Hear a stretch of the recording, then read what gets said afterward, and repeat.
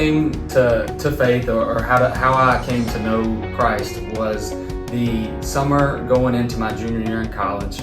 I spent a summer working at Universal Studios at Volcano Bay. I went down with a group of friends from college that were a part of a discipleship growing summer where you were going to learn how to grow in your relationship with Christ. Little did I know, prior to that summer, I wasn't a Christian, and I quickly realized that whenever I got to Universal Studios and learned that all the people there's lives looked a lot different than the life that I was living. And for the first time in my life, which I grew up in church and I had heard the gospel before, but nobody had ever explained it in a way that I guess I understood it, and the ramifications of the cross and what my life was supposed to look like because of the cross. And it had never been said in a way that impacted me before. And while I was there, somebody asked to get lunch, and after having a conversation at lunch, I was shared the verse Romans 6:23. It's for the wages of sin is death, but the gift of God is eternal life through Jesus Christ. And for the first time, I realized that I couldn't earn my way to heaven. For the first time, I realized that there was nothing that I could do, that it was all a gift from Jesus, from God sending His Son to die on the cross for my sins. And after that conversation, I was also shared a verse in Revelations, and he kind of broke down what being lukewarm meant. And so another verse for me, I finally realized that I wasn't who I have always said I was. I was a different person on Friday and Saturday night than I was on Sunday morning at church, or who I was on Wednesday night at youth group. I was a different person, and that's not who we're called to be. We're called to be, you're either a Christian or you're not. And so for the first time, I realized that, and somebody actually called me out on it. And then through that summer, I learned what it meant to not only be a Christian, but to walk in a daily life and a relationship with Him. So next, I wanted to talk about some of the people that have helped shape me with my faith journey. Easy answers to that question for me is definitely my mother, my father, my wife, and my family. But I think the people that have had the most impact were the people that were walking alongside of me whenever I made that decision to become a Christian. That I made that decision. There were several guys that ended up being in my wedding years later that made that decision that same summer, and they were also walking in the same season of life. They were juniors in college. We joined a discipleship group together, and we struggled together. We didn't always make the right decisions together, but we also grew together, and having those guys beside me during that season of my life really impacted who I am today. And even though that we're no longer in college, and even though I have a wife and now a son coming on the way, and they have a family and kids, we still hold each other accountable to this day. We have weekly phone calls where we call and we make sure that we're spending time in God's Word, or how are we loving our spouses the way that God has called us to do that? How are we leading in our workplace and all these things? So I would say that those group of people have definitely impacted who I am today the most, especially when it comes to my faith journey. So next I want to talk about when I feel that my faith was most challenged. And I believe that my faith was most challenged simply because I wasn't a Christian until I was in college, and I know that now. One of the most challenging seasons of my life was after I got married. We were married in Murfreesboro, and it was all around the same time that we became Christians. And so we kind of put ourselves in this God bubble. And so we got plugged into a church in Murfreesboro. We had a community that was holding us accountable, and we had built this kind of parameter where everything was going good, and we had people in our lives that were holding us accountable. So not that it was easy, but it felt at the time that it was comfortable and easy to do the Christian thing. And we were having people that were walking alongside of us doing the same thing.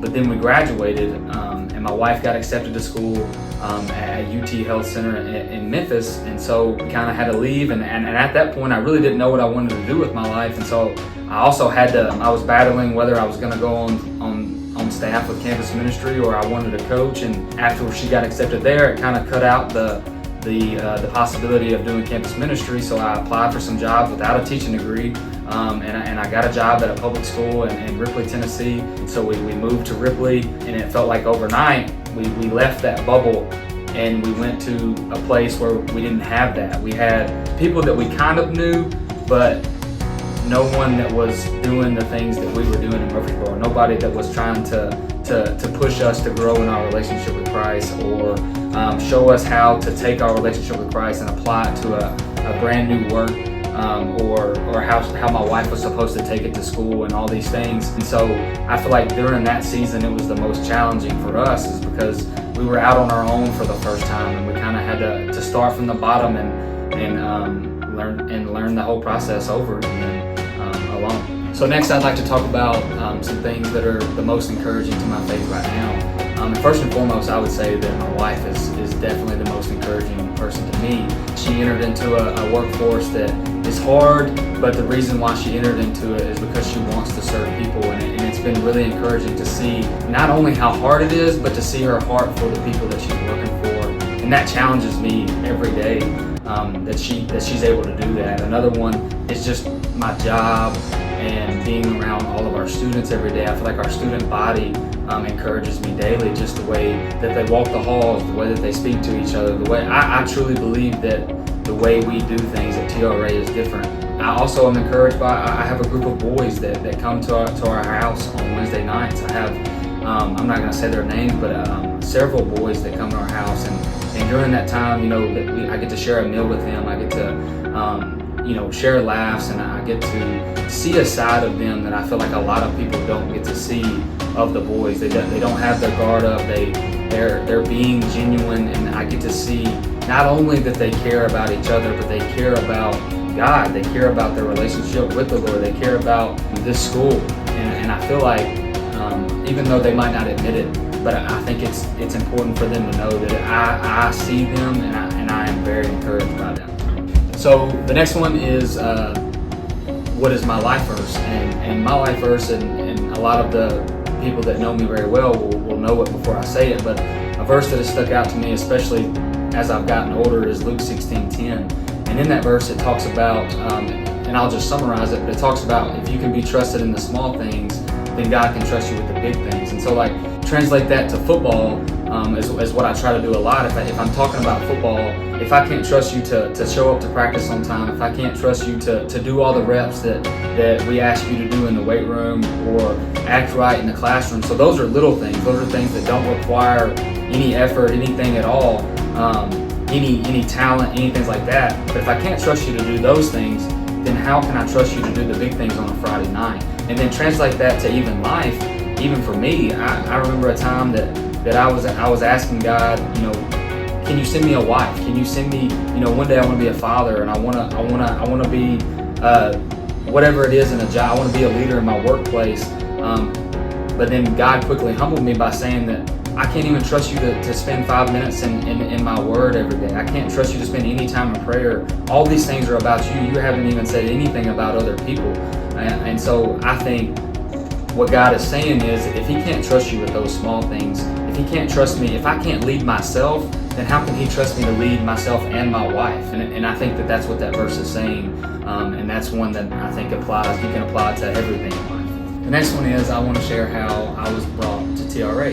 Well, this is actually my second time at TRA. My first time was as a student. I transferred to Tipton-Rosemark as a junior in high school.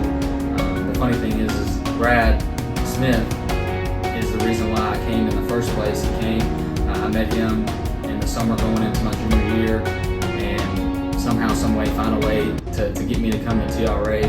And at the time, I didn't think much about it, but now looking back is I think God was preparing me for where I was going to spend hopefully the rest of my life. I met who I dated, ended up being my wife, and what I thought my identity in baseball and football and basketball at the time, which were my identity, that's what I found who I was in those things. He's taken, and it took some years because I was stubborn and things like that, but he's taken those things and shown me that, one, they're not an identity, that my identity is founded in something that's so much bigger, so much better than those things, but that an impact can be made through those things. And he showed me that through coaching, through teaching and those things, that I can take people that were just like me, just like you right now, because I was you guys, not too long ago, and he showed me that, and over time that I realized that I want to come back and I want to speak to the kids that are just like me. I want to speak to the kids that are